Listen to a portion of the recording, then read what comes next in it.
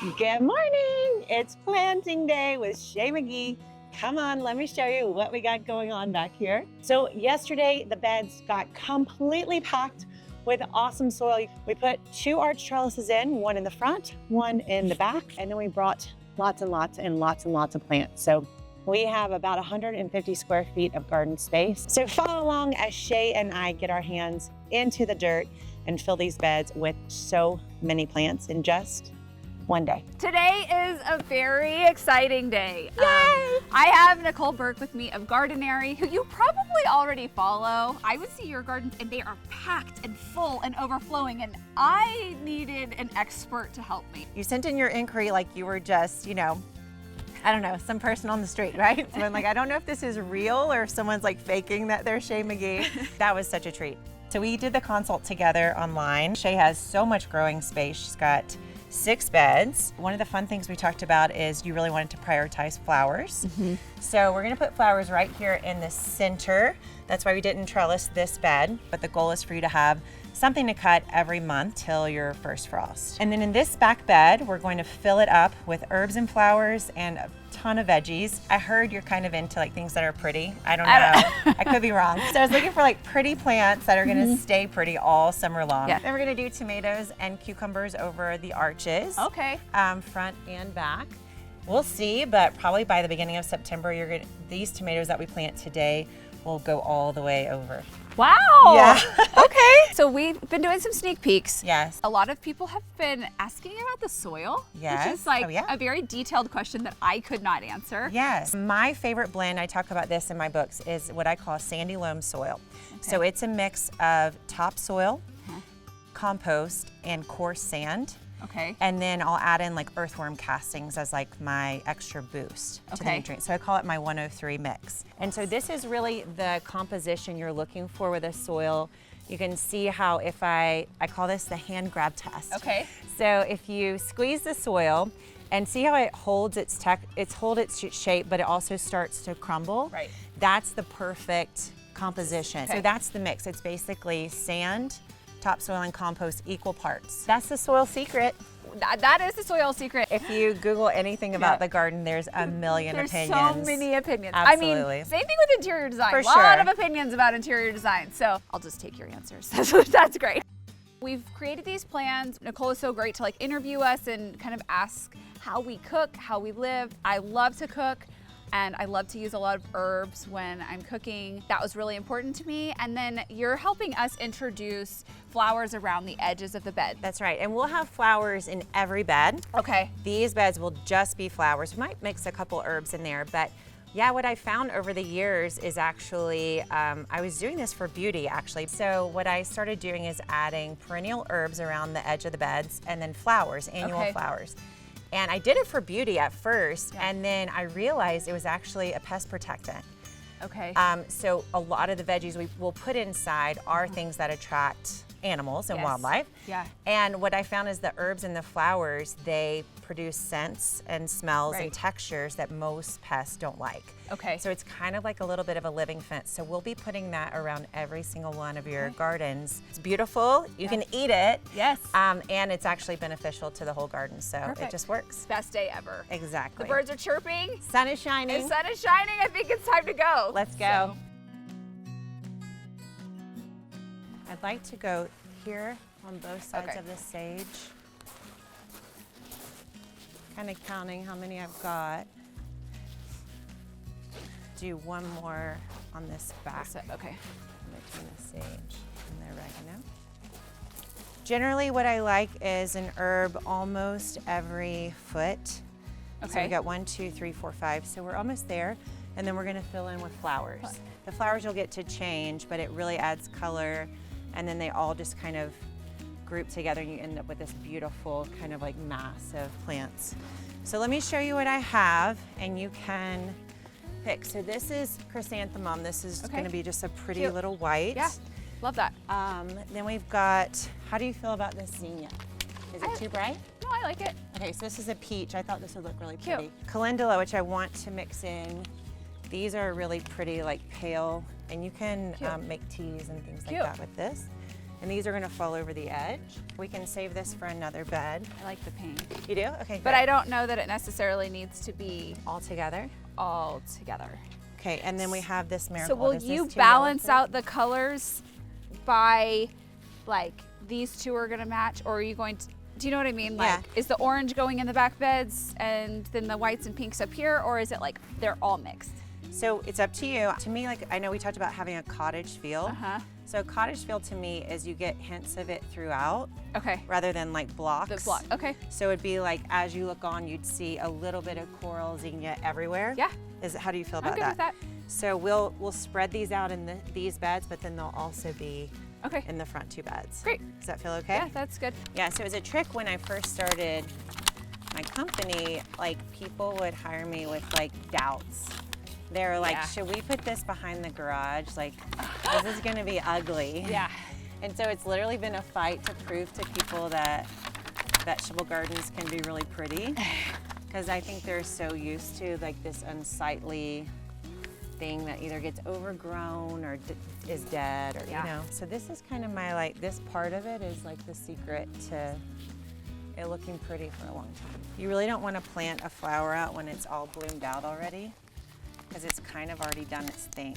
Oh, okay. So this So is, when you're picking them out, you really want to get something that like this is perfect where As it the hasn't bud. bloomed. Yeah. Okay. You know when you're putting together a puzzle and Yes. you do the border first? Yeah. So that's the way I like to it's like plant. putting together a furniture plant for me. Yes. A floor plan. This is Okay. our plant floor plan. All right, this is yours. Thank you. That's It's my beautiful. Look favorite at this trowel 'cause it goes deep. brass. I'm just looking at the design of the trowel I because it's know. pretty handle. So one thing I look for with our style of gardening is you want really deep and narrow, because I really Oh, don't want okay. to go super wide with our holes because we're going We're to planting be close so together. tight. Okay. So literally you're going to go down, make some space, and then plant. Does Okay. that make sense? You Yes. don't have to go wide. You're just going to down, deep, slide it in, keep going. All right. All right. Let's go. All right, so right here where the stem meets the soil line, that's what we call the neck of the plant. And so, Shea, when you're planting, you just want the neck to not get buried. Next, not Unless get buried. it's something Okay. like a tomato where we really want to bury it for root growth. Something like this, it kind of suffocates the plant. Okay.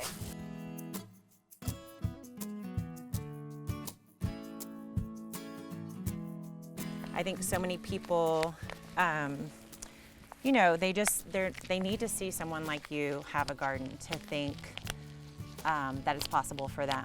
So I think that's great. I will say, I think that people think that I have someone do my garden, like take care of it for me. Yeah. And one, that's not the case, but two, like I wouldn't want that because it's like one of my greatest joys Yeah. to come out with my kids and check on the growth of the garden. Oh my gosh, it's looking so cute. I love it. I know we're not even close to being done, but I it know, looks so The good. borders make a huge, huge difference. All right, so my second book is called Leaves, Roots, and Fruit, and you Okay. could basically rename it small, medium, large. Okay. The leaves are going to be your smallest plants in the garden, Right. fastest to grow, easiest to tend. So if you're in a busy season, you're traveling a lot, just go with leaves. Okay. Medium is going to be root crops. Those need a little bit more sun, a little bit more time, a little bit Okay. more space. Okay. We'll plant those on the outsides. And then fruit, is the most needy. Okay. It's like the marathon of the garden. Okay. Most sun, most space, most time, most water. Okay. So we're gonna place our, kind of like you placing furniture, we'll Uh-huh. place the big plants first, the Yep. fruit, and then we'll move to roots and leaves So from you there. kind of like level it down. Exactly, like Okay. cascade. So Yes. for your beds, we're able to approach them from all sides. So we'll do fruit down the center, but if you had beds like up against your fence, we would do fruit on the back line. Oh, that makes sense. And then come down. Exactly. This way. Yep. Okay. So, so it's time for tomatoes. Okay. You ready? Yeah. Let's do this.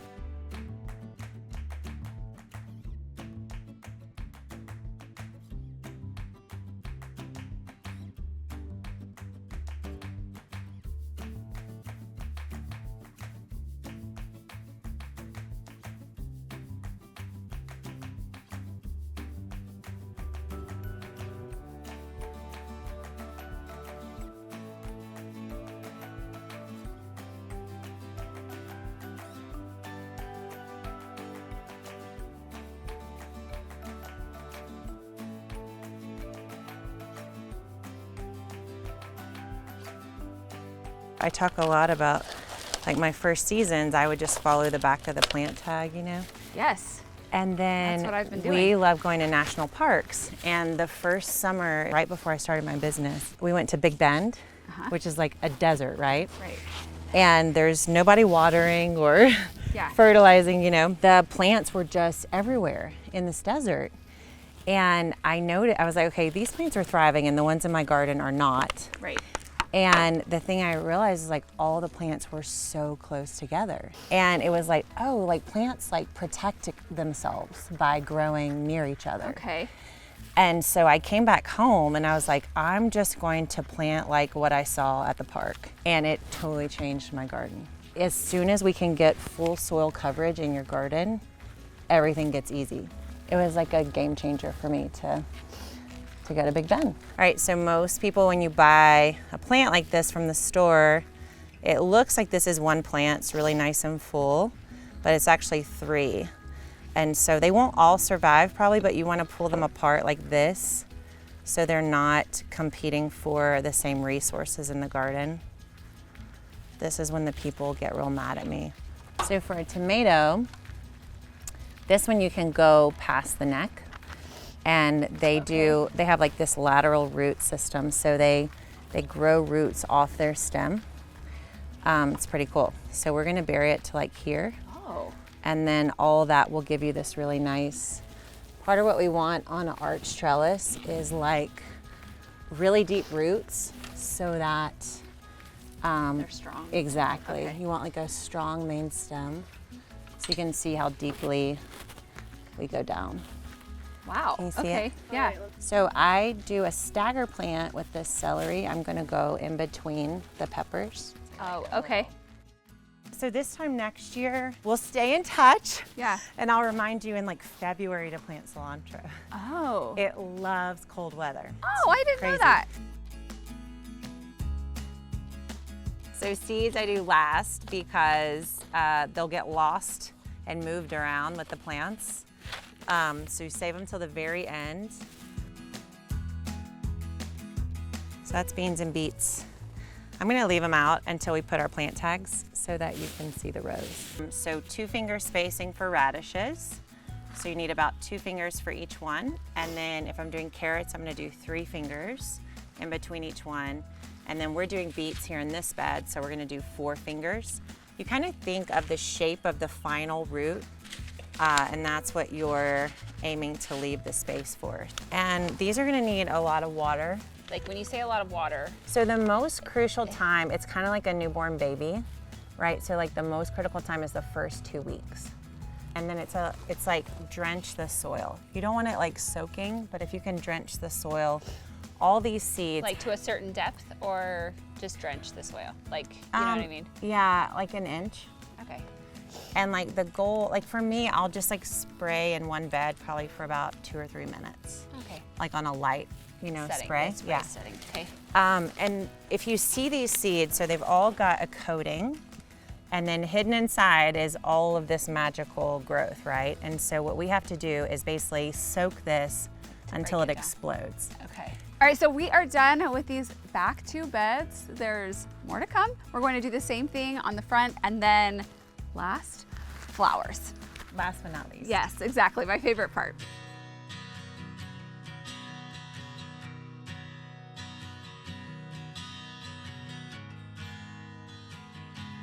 All right, so we've had a fantastic morning. We've been planting for about 2 or 3 hours so far.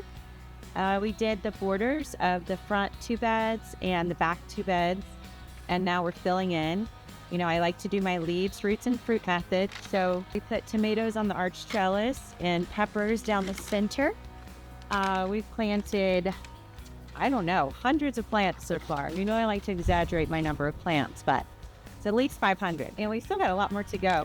So this afternoon we'll do the flower garden together. We've got lots of bulbs and plants to add there. We're gonna have it just overflowing with color. The garden is gonna be completely planted and ready actually for some early harvests by the time we're done today. So it's been a perfect planting day so far, and we're only halfway through. This is a larkspur. Oh, okay. Do you Pretty. like that? Yeah. Okay. So, so the question for the flowers for the border is, do we want block color or do we want to continue the idea of the cottage where it's kind of scattered throughout? I think I'd like it to be scattered. Okay, so let's do petunias then around every corner and then in the middle.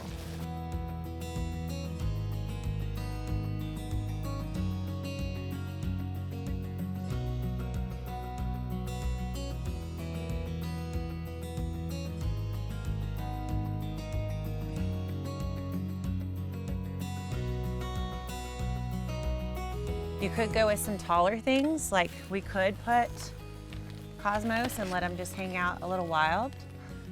These are gonna get tall, so generally I would put them further into the bed. Yeah. But I've grown cosmos and they do get really tall and I love them, but I Yeah. don't want them at the edge, I think. Okay.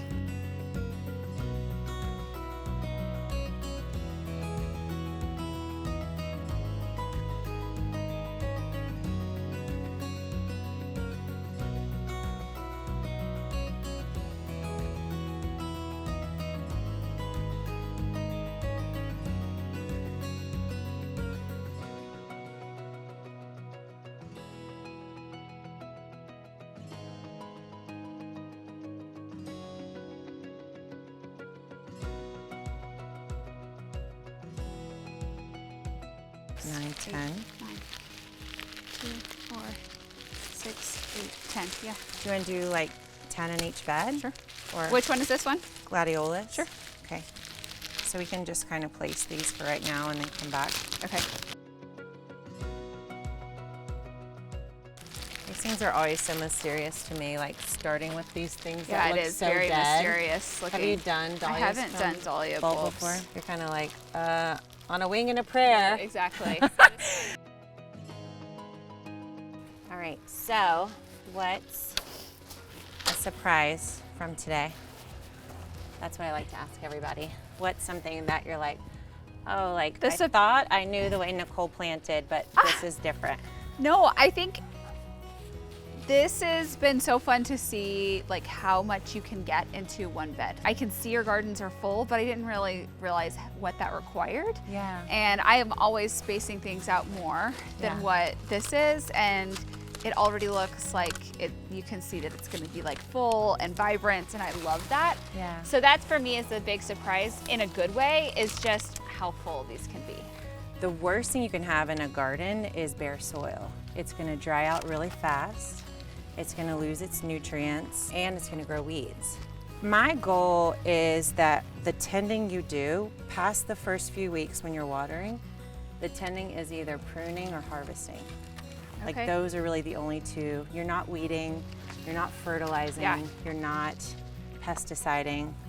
You're just either pruning or you're eating from it. And for me, I go out to get what I'm gonna eat, and that's kind of my tending moment, to be like, oh, this needs a little bit more space, or, you know what I mean? So we spent all morning and afternoon planting, and it already looks full and beautiful. I'm so excited. It looks amazing, and you were such a trooper. I mean, we got dirty. We worked hard today. You had to brush dirt off my face before we started rolling again. Yeah, she should have skipped her workout this morning because we gave her a second We one. worked hard. So we have all of our herbs and veggies on these four corners, and then my favorite part, my cut flower garden in the middle. You said I've got to do my homework, water it by hand every day for 2 weeks. 2 weeks. And we'll start to see everything really fill in. That's right, because we did a lot of seeds, and seeds really need your consistent watering. But for the most part, you're ready for, like literally tonight, you can make an herb dip. You can have a spinach salad. I think I will. A little romaine salad. Yes. So anyone who wants to come over for dinner, I mean, Shea's cooking, so. So in a couple of months, we're gonna check back and hopefully see a lot of growth. Yeah, we're looking at 2 months from now, your first big fruit harvest. Yeah. And then literally months and months, you're gonna be eating out of the garden. Salsa. Wonderful. Yeah. Yeah, so much salsa at this So house. much salsa. Yeah. I'm seeing lots of caprices in Yeah, your future. exactly. All right, today was an incredible day. Oh my goodness, I think I got sunburned. It was so sunny and beautiful. Started out very cold, and we warmed up, and we also filled up this garden. I mean, It is so pretty, and these plants are just getting started. So we added the urban flower border, that is my favorite, my signature. Then we did tomatoes and cucumbers on the trellises. We did lots and lots of lettuces and spinaches. What did we not do? Eggplant, that's about it.